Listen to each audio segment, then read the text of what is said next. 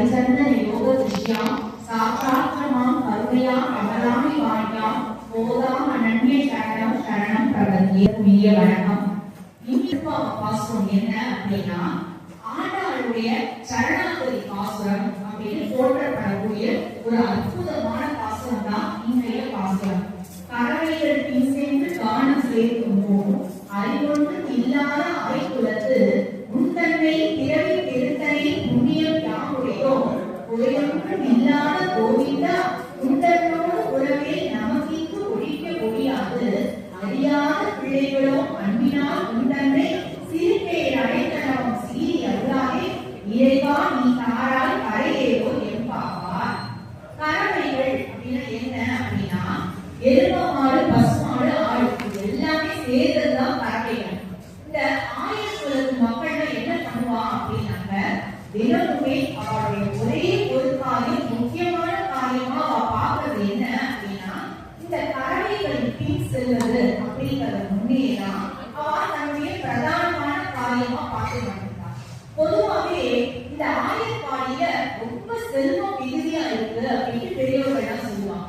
என்ன செல்வம் அப்படின்னா, கோ சம்ரட்சணம் அப்படிங்கிற செல்வம் மிகுதியாக இருக்கக்கூடிய இடம் என்பது அந்த ஆயர்பாடி தான். ஏன்னா எவ்வளவோ செல்வம் இருந்தாலும் கோ சம்ரட்சணம் அப்படிங்கிறதுதான் செல்வத்திற்குள்ளேயே உயர்ந்த செல்வம்.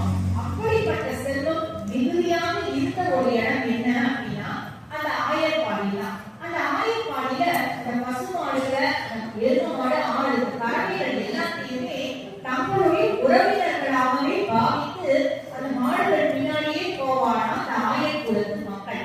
அந்த பசுமாடு பின்னாடியே போவா. அதை அப்படி சம்ரட்சிக்கிறத ஒரு யஜ்ஞம் பண்ற மாதிரி அவ்வளோ சிரத்தையா பண்ணுவாங்க. ஏன்னா ஒரு யாகம் பண்றோம் அப்படின்னா அந்த யாகத்துல முக்கியமா பயன்படுத்தக்கூடியது என்ன பொருள் அப்படின்னு பார்த்தா, பசுமாடு சம்பந்தமான வஸ்துக்கள் தான். பசு சாணம், பசு பால், பசு நெய் இதெல்லாம் பயன்படுத்துவோம். இந்த ஆயர்பாடியில பார்த்தோம் அப்படின்னா அவ அந்த பசுவிலிருந்து கிடைக்கக்கூடிய அந்த பசு பால், நெய், தயிர் எல்லாத்தையும் அந்த ஆயர்பாடியில இருக்கக்கூடிய பகவானுக்கு அப்படியே நிவேதனம் பண்ணிக்கிறாங்க. ஏன்னா ஒரு யஜ்ஞம் அப்படின்னா என்ன பண்ணுவோம் அப்படின்னா, அக்னி வளர்த்து அந்த அக்னிக்குள்ள பசுப்பால் நெய்யெல்லாம் நம்ம குத்தி பெருமாளுக்கு காட்டுவோம். ஆனா இந்த ஆயர்பாடி மக்கள் தங்களோடவே இருக்கக்கூடிய பெருமாளுக்கு அப்படியே நிவேதனமா அந்த பசுப்பால் நெய் எல்லாத்தையும் அப்படியே கொடுத்துடுறாங்க. அப்படிப்பட்ட ஒரு உயர்ந்த யஜ்ஞத்தை பண்ணக்கூடியவா இருந்தாலும் அந்த ஆயர்பாடி மக்கள். அதுக்கப்புறம் என்ன பண்ணுவா அப்படின்னாக்க, கறவைகள் பின் சென்று கானம் சேர்த்துவோம். கானம்னா காணகம், காட்டுல போய் நாங்க எல்லாரும் சேர்த்து சாப்பிடுவோம். கறவைகளுக்கு பின்னாடி போவோம் அப்படிங்கிறாங்க. பசுமாட்டோட பின்னாடி கிருஷ்ண பகுதின்னு சொல்லுவோம். அந்த பின் பகுதியில தான் மகாலட்சுமி வாசம் செய்யறாங்க. நம்ம எல்லாருமே பொதுவா சொல்லுவோம். இவளுக்கு தெரிஞ்சோ தெரியாமலோ என்ன பண்றா அப்படின்னா, திருமகள் பின்னாடியே போறா. திருமகள் பின்னாடியே போறதுனால பெருமாளுடைய அனுகிரகம் அப்படிங்கிறது இவளுக்கு தானாகவே கிடைக்க பெறக்கூடிய ஒரு வாக்கியத்தை பெற்றவாளா இவ இருக்கா. அதற்கப்புறமா அவ என்ன பண்ணுவா அப்படின்னாக்க, அந்த பசுமாடு என்ன இருந்ததோ அந்த மண் துளியை எடுத்து எடுத்து தன்னோட நெத்தியில பூசிப்பாங்க. நம்ம 4 நாள் முன்னாடி பார்த்தோம், ஸ்ரீமத் பாகவதத்துல வரக்கூடிய ஒரு விஷயம். அதாவது கண்ணுக்கு திருஷ்டி படுறது அப்படிங்கறதுனாலேயே யசோதையும் சரி ஆயர்பாடியில சேர்ந்த மற்ற கோபிகைகளும் சேர்ந்து என்ன பண்ணினா அப்படின்னா, கிருஷ்ணனுடைய பாதம் பட்ட அந்த மண் துளியை எடுத்து தண்ணியில குழைச்சு கிருஷ்ணனுக்கு 12 இடங்கள்ல துவாதச நாமம் சொல்லி இட்டா அப்படின்னு பார்க்க முடியா. அந்த மாதிரி இவா அந்த பசுமாடு இருக்கிற இடத்துல அதோட பாறையில் இருக்கக்கூடிய மண் துளியை எடுத்து அவ்வளவு பவித்திரமா பூசிப்பாங்க. எப்பொழுதுமே பொதுவா சொல்லுவோம், பசுமாடுகள் இருக்கிற இடத்த கோஷ்டம் அப்படிங்கிற ஒரு வார்த்தை சொல்லி எல்லாமே உபயோகப்படுத்துவாங்க. கோஷ்டம் எந்த இடத்துல இருக்கோ அந்த இடத்துல கஷ்டம் வராது அப்படின்னு சொல்லுவாங்க. அதனாலதான் நாம கோசாலைக்கு இந்த கோஷ்டத்தெல்லாம் போய் பார்த்தோம் அப்படின்னா நமக்குள்ள இருக்கக்கூடிய கஷ்டங்கள்லாம் போவோம் அப்படின்னா. ஆயர்பாடியில நிறைய கோஷ்டங்கள் நிறைந்து இருந்ததுனாலேயே அந்த மக்களுக்கு கஷ்டம் அப்படின்றதே இல்லாமல் இருக்கலாம். அப்படிப்பட்ட ஆயர்பாடி மக்கள், ஆயர்குல மக்கள் எல்லாரும் கறவைகள் பின்னாடி போறா. போயிட்டு அந்த கறவைகள் எல்லாம் மேய்ச்சலுக்கெல்லாம் விட்டு அந்த கறவைகள் தான் சாப்பிட்டவங்க அவளே சாப்பிடுவாள். அதுக்கு முன்னாடி அவ சாப்பிட மாட்டாள்.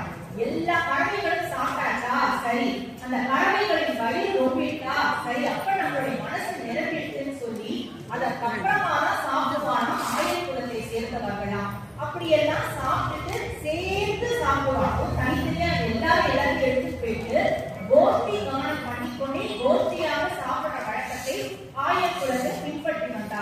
இதெல்லாம் பண்ணிட்டவா நம்ம என்ன சொல்லிக்கிறான் அப்படின்னா, அறிவொன்றும் இல்லாத ஆய்குலத்து அப்படிங்கிறான். எங்களுக்கு பெருசா வேற எந்த அறிவும் கிடையாது. நாங்கள் ஞான சூன்யம். நாங்கள் அறிந்ததெல்லாம் அறி ஒன்றை மட்டுமே தான். அறியை பற்றி மட்டுமே அறிந்தவர்கள் நாங்கள் அப்படின்றான். எங்களுக்கு தெரிஞ்சதெல்லாம் கிருஷ்ணா, குருவாயூரப்பா, உன்னை பற்றி மட்டுமே தானே தவிர கண்ணனை தவிர யாரையும் எங்களுக்கு தெரியாது. வேற யாரை பத்தி தெரிஞ்சுக்கணும் நாங்க ஆசைப்படவும் இல்லை அப்படிங்கிறார். உபநிஷத்துல ஒரு அற்புதமான வாக்கியம் ஒன்று வரும். அது என்ன அப்படின்னா, யாரை நாம் தெரிந்து கொண்டால் மற்ற அத்தனைகளை தெரிந்து கொண்டதாக வருமோ, மற்ற அத்தனையையும் நாம் தெரிந்து கொண்டால் யாரை நாம் அறிந்து கொள்ள முடியாமல் போகுமோ அப்படிங்கிறது உபநிஷத் வாக்கியம். அப்படி யாரை தெரிஞ்சுக்கணுமோ, யாரை அறிஞ்சுக்கணுமோ, அப்படிப்பட்ட அரிதான அறியை நன்கு தெரிந்தவர்களாக இவா இருக்கா. நாங்க அறிவொன்றும் இல்லாத ஆய்குலத்து அப்படின்னா வேற எதுவும் எங்களுக்கு தெரியாது. எங்களுக்கு தெரிஞ்சதெல்லாம் பால் தயிர் வெண்ணெய் தான். பாலாக இருப்பதும் கண்ணன் தான், தயிராக இருப்பதும் கண்ணன் தான், வெண்ணையாக இருப்பதும் கண்ணன் தான். அந்த கண் என்ன பண்றான் எங்க கூட அப்படின்னா, எங்களையே உணவாக உண்கிறான் கண்ணன். அப்படி அந்த கண்ணன் உண்பதை பார்த்து நாங்கள் ஆனந்திக்கிறோம். எங்களை அவன் உணவாக உண்பதினால் முதல்ல பகவான் ஆனந்திக்கிறான், சந்தோஷப்படுறான். அவனுடைய சந்தோஷம் பார்த்து அவனுடைய ஆனந்தத்தை பார்த்து நாங்கள் ஆனந்தம் கொள்கிறோம் அப்படின்னு இந்த ஆயக்குலத்து மக்கள் எல்லாருமே அப்படி அந்த பெருமாளை அப்படி உயர்வா கொண்டாடுறாங்க. பகவான் சாப்பிட்டா போதும், பகவான் திருப்தி அடைஞ்சா போதும், எங்களுக்கு வயல் ஒன்றிடும் அப்படிங்கிற மாதிரி ஒரு உயர்ந்த பக்தியை காட்டக்கூடிய மக்களா அவ இருந்தா. ஆனா எங்களுக்கு என்ன பாக்கியம் தெரியுமாப்பா, அறிவொன்றும் இல்லாத ஆய்குலத்து மக்களா நாங்க இருந்துக்கிறோம். பரவாயில்ல, அறியை மட்டும் தெரிந்தவர்களா நாங்க இருக்கோம். ஆனா என்ன ஒரு பெரிய பாக்கியம்னா, முன்தன்னை பிறவி பெருந்தனை புண்ணியம் யாமுடையோம். நீ எங்க குலத்துல வந்து பிறந்திருக்க பத்தியா, நீயே தேர்ந்தெடுத்து வந்து எங்களுடைய ஆயுள் குலத்துல யாரு குலத்துல வந்து நீ பிறந்திருக்க பத்தியா, அதுதான் நாம பண்ண பெரும் பாக்கியம். நாங்கள் என்ன பாக்கியம் பண்ணணும்னு எங்களுக்கே தெரியல, நீயே எங்களை தேர்ந்தெடுத்து வந்து எங்களோட பிறந்திருக்க, இது ஒண்ணு போஸ் கண்ணா அப்படிங்கிறான். அடுத்தது குறையொன்றும் இல்லாத கோவிந்தா அப்படிங்கிறார். ஏன் கோவிந்தான்னு சொல்லணும்? குறையொன்றும் இல்லாத கேசவாங்கலாம், குறையொன்றும் இல்லாத மாதவாங்கலாம், குறையொன்றும் இல்லாத நாராயணா, இப்படி எந்த திருநாமத்தானா சொல்லியிருக்கலாம். ஆனா குறையொன்றும் இல்லாத கோவிந்தாங்கிறாங்க. நேற்று நான் சொன்ன மாதிரி பெருமாளுக்கு ரொம்ப பிடிச்ச திருநாமம். பெருமாளை நாம பிடிக்கணும் அப்படின்னாலும் நாம சொல்ல வேண்டிய திருநாமம் கோவிந்தா அப்படின்ற திருநாமம் தான். பெருமாளுக்கு ஒவ்வொரு தீராவதாரம் எடுக்கும் பொழுதும் ஒவ்வொரு சின்ன குறை இருக்கலாம். இப்ப ராமாவதாரத்தை பார்த்தோம்னா ஆசிரியமா சொல்லுவா, எனக்கு மயிர்குடனே இல்லையே அப்படின்னு புறப்பட்டுட்டாராம் பெருமாள். கிருஷ்ணாவதாரத்தை பார்த்தோம் அப்படின்னா திரௌபதி எனக்கு அப்படி கதறினாலே, கேசவா, மாதவா, புருஷோத்தமா, குண்டலி காற்றா, கோவிந்தா கூட்ட பொழுதுலாம் நான் போய் அவளை காப்பாத்தலையே அப்படின்னா பெருமாள் இப்ப பக்கத்துல இருக்கவாட சிரிச்சான். என்ன கிருஷ்ணா, நீதான் காப்பாத்தின, நீதான் பத்திரத்தெல்லாம் கொடுத்த அப்படிங்கிறது உலகத்துக்கே தெரியும். அப்படி இருக்கும்போது நான் காப்பாத்துறேன்னு சொல்றியே அப்படின்னு சொன்ன பொழுது பெருமாள் சொன்னாராம், நான் என்ன காப்பாத்தினேன், நான் காப்பாத்துறதுக்கு முன்னாடி என்னுடைய கோவிந்த திருநாமத்தை முன்னாடியே போய் அவளை காப்பாத்திட்டு அப்படின்னு சொல்றாராம் பெருமாள்.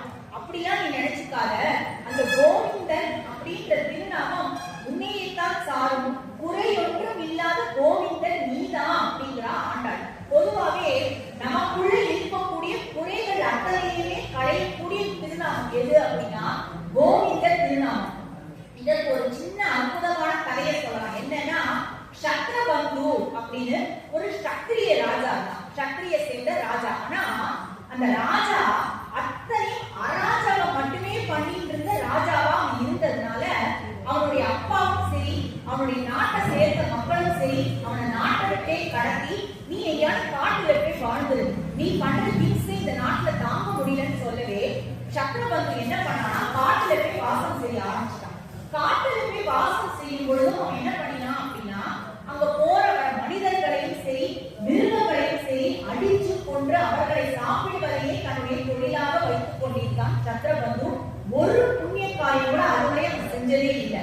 ஆனா எதேச்சியாக என்ன நடந்தது அப்படின்னா, ஒரு நாள் கோவிந்த திருநாமத்தை மட்டுமே எப்பொழுதுமே சுவாசித்துக் கொண்டும் பதித்துக் கொண்டும் புஜித்துக் கொண்டும் இருக்கக்கூடிய ஒரு முனிவர், ஒரு ரிஷி அந்த காட்டு பக்கமா எதேச்சியா வரவருக்கு ரொம்ப தாகம் எடுக்கவே அங்க இருந்த ஒரு குளத்துல இறங்கி அவர் தண்ணி குடிக்கிறார். குடிச்சது என்ன ஆச்சுனாக்க, அந்த குளத்துல புதமணல்ல அவர் மாட்டிட்டவங்க கூட கத்தல, யாராவது வந்து என்ன காப்பாத்துக்கிறேன், நான் புதமணல்ல மாட்டிட்டேன்னு அவர் கத்தாம தன்னுடைய மனசுக்குள்ள கோவிந்த திருநாமத்தை பஜிச்சுட்டே இருக்க, அப்போ எதேச்சியா அந்த சக்கரபந்து அங்க வரான்.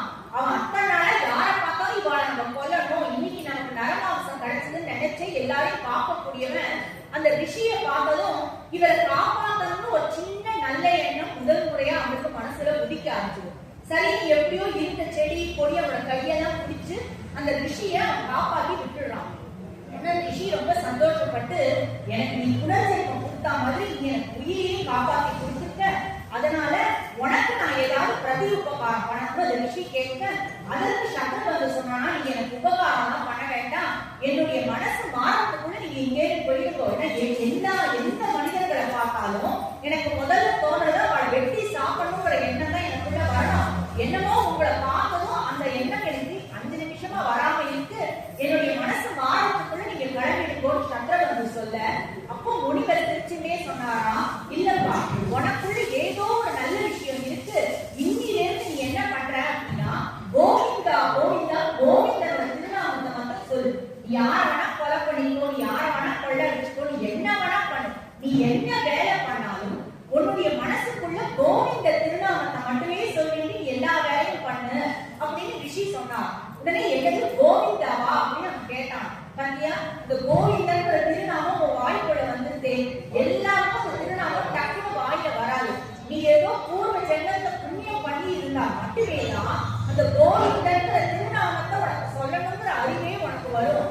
அப்படி நீ ஏதோ புண்ணியம் பண்ணிட்ட, அதனாலதான் நீயே கோவிந்தான் கேட்டுக்க, இன்னிலேருந்து நீ அந்த திருநாமத்தை மட்டும் சொல்லுன்னு அந்த விஷயம் ஆசீர்வதிக்க, அந்த சக்கரபந்து சரின்னு சொல்லிட்டு முனிவர் கிளம்பிட்டாரு. ஏதோ அவர் சொன்னாரேன்னு சொல்லிட்டு அவன் பாட்டு எல்லாம் இதே மாதிரி மிருகங்களை கொண்டா மனிதர்களை கொண்டா, ஆனா ரிஷி சொன்ன மாதிரி கோவிந்தா கோவிந்தா மனசுக்குள்ள சொல்லிட்டு எல்லா தீய வேலையுமே பண்ணிட்டே இருந்தான். 4ஆம் வட்டத்துல இந்த கோவிந்த திருநாமம் அவனை என்ன பண்ணிட்டு அப்படின்னா, குறையொன்றும் இல்லாத கோவிந்தாங்க, அவன் செய்யக்கூடிய குற்றங்களை அவன் செய்யக்கூடிய குறைகளை கொஞ்சம் கொஞ்சமா குறைச்சலே வந்துதான் கோவிந்த திருநாமம். ஒரு கட்டத்துல இந்த மாதிரியான பாவ செயல்களை நம்ம செய்யக்கூடாது, இதெல்லாம் நம்ம குறைச்சுக்கணும் அப்படின்ற எண்ணம் அவனுக்கு வந்து கடைசியில கொஞ்சம் கொஞ்சமா அந்த பாவ செயல்கள் எல்லாம் விட்டுட்டு அவன் வந்து மரணத்துக்கு தழுவிட்டான். அடுத்த ஜென்மத்துல இந்த கோவிந்த திருநாமம் நிறைய சொல்லிட்டே இருந்ததுனால ஒரு நல்ல சத்குடும்பத்துல ரொம்ப தீவிரமான கோவிந்த பக்தனாகவே அவன் பிறந்து அந்த ஜென்மா முழுக்கவே கோவிந்தன் திருநாமத்தையே சொல்ற மாதிரி ஒரு பிறவி எடுத்து நிறைய கோயில்களுக்கும் அதுக்கும் இதுக்கும் நிறைய புண்ணிய காரியங்களையும் செய்து கடைசியில மோட்சத்தையே அடைந்தானாம் சக்கரபந்து. அப்படிப்பட்ட உயர்வான திருநாமம் என்பது இந்த கோவிந்தன் திருநாமம். அதனாலேயே குறையொன்றும் இல்லாத திருநாமத்தை கொண்ட கோவிந்தா அப்படின்னு சொல்லிட்டு சொல்றா, உண்டனோடு உறவே நமக்கு இங்கு ஒழிக்க ஒழியாது, உனக்கும் எங்களுக்கும் இருக்கக்கூடிய இந்த பந்தம் இருக்கே, இது வந்து 7 ஜென்மம் இல்லை, எவ்வளவு ஜென்மம் இல்ல, எவ்வளவு ஜென்மங்கள் நாம இங்க எடுத்தாலும் சரி, வைகுண்டத்துக்கு வந்தாலும் சரி, பகவானே உனக்கும் எங்களுக்கும் இருக்கக்கூடிய அந்த உறவுங்கிறது தொடர்ந்துட்டேதான் இருக்கும் அப்படிங்கிறான். இத எப்படி இந்த பாசுரத்தை காமிக்கிறா அப்படின்னா, 3 இடத்துல முன்னு சொல்லி அழுத்தமா சொல்றான். பகவானுக்கும் நமக்கும் உள்ள இருக்கிற பிணைப்ப 3 வாட்டி உண்றா. முதல்ல உண்தன்னை பிறவி பெருந்தனை முதல்ல போடுறா, அடுத்து உண்தன்னோடு உறவில் நமக்கு இங்கு 2வது போடுறா, 3வது உண்தன்னை சிறு பேர் அழைத்தமும் 3வது வாட்டி போட்டு பகவானுக்கும் நமக்கும் இருக்கக்கூடிய இந்த மகோனதமான உறவை சொல்றா ஆண்டாள். நாங்க அறியாத பிள்ளைகளும் முதலே சொல்லிட்டோம்ப்பா, ஆனா அன்பினால என்ன பண்ணோம், உன்னை உத்தன்னை சிறு பேர் அழைத்தனவும் சீரி அருளாதே, உன்னை எப்படி கூப்பிடுறது கூட எங்களுக்கு தெரியல, அதனால எதையோ பேரெல்லாம் சொல்லி சிறு பேர்களா சொல்லி உன்னை கூப்பிட்டோம், உனக்கு எது இஷ்டமான நாமா உன்னுடைய பெரிய திருநாமா எதுன்னு கூட தெரியாது, ஆனா கோவிந்தாங்கிறதுதான் உனக்கு பிரியமான நாமாவா இருக்குன்றத நாம புரிஞ்சுட்டோம் அப்படின்னா, அர்ஜுனன் சொல்வாரா, கிருஷ்ணா நான் ரொம்ப தப்பு பண்ணிட்டேன், நீ பரமாத்மான்னு தெரியாமையே உன்னை யாதவனே என் நண்பனே அப்படி இப்படின்னு உன்னை என்னுடைய தோழன் மாதிரிலாம் சிறு பேர் அழைத்து உன்னை நான் கூப்பிட்டேன் அப்படின்னு சொல்லுவானா அர்ஜுனன். அப்ப பெருமாள் சிரிச்சுப்பார், நீ என்ன பெரிய பேரை சொல்லி கூப்பிட்டிருந்தாதான் நான் உன்னுடைய நண்பனா இல்லாமல் போயிருக்கலாம், நீ என்ன சிறு பேர் அழைத்ததுனாலதான் உன்னுடைய நண்பனாகவே நான் இருக்கிறேன் அப்படின்பாராம் பெருமாள். இந்த மாதிரி இந்த இடத்துல அவ சொல்றா, கோச்சிக்காதீங்க பெருமாளே, உங்களை நான் நிறைய தரும், சிறு பேர் அழைத்தாலும் சீறி அருளாதே, கோபம் கொள்ளாதே, கடைசியாக இறைவா நீ தாராய் பறையேறோ எம்பாவாய். நாங்க தான் முதலே சொல்லிட்டோம், சரணாகதி பண்ணிட்டோம், எங்களுக்கு உன்னை தவிர வேறு யாரையும் தெரியாது, அரியை தவிர வேறு யாரையும் அறியாத பிள்ளைகள் நாங்கள். அதனால அந்த பறை அப்படிங்கிற விஷயத்த நீதான் எங்களுக்கு கொடுக்கணும், உன்னை தவிர எங்களுக்கு வேறு ஏதாவது நல்ல விஷயமோ அல்லது எதுவாக இருந்தாலும் உன்னை தவிர எங்களுக்கு கொடுத்தரக்கூடியவர்கள் வேறு யாருமே கிடையாது. அதனால பகவானே அந்த பறை அந்த கைத்தறிய பிராப்தியை நீயே எங்களுக்கு தந்தருள்வாய் அப்படின்னு ஆண்டாள் ரொம்ப அழகா சரணாகதி பண்ணக்கூடிய பாசுரத்தை இன்னைக்கு ஆண்டாளுடைய சரணார புத்தகங்களை நாம் சமர்ப்பிப்போம். இன்னும் 2 நாட்கள் தான் பாக்கி இருக்கு. அந்த 2 நாட்களும் இதே மாதிரி ஆண்டாளையும் அவளுடைய திருப்பாவைகளையும் ஆண்டாளை நாம் அனைவரும் சேர்ந்து கூடி இருந்து கொண்டாட அவள் அனுகிரகம் செய்யட்டும் என்ற வேண்டுதலை அவளது சரணத்தில் நாம் சமர்ப்பித்து இன்று விடைபெறுவோம். நாளை மீண்டும் சந்திப்போம். ஸ்ரீமதே ராமானுஜாய நமஹா, ஸ்ரீமதே ராமானுஜாய நமஹா. ஆண்டாள் திருவடிகளே சரணம்.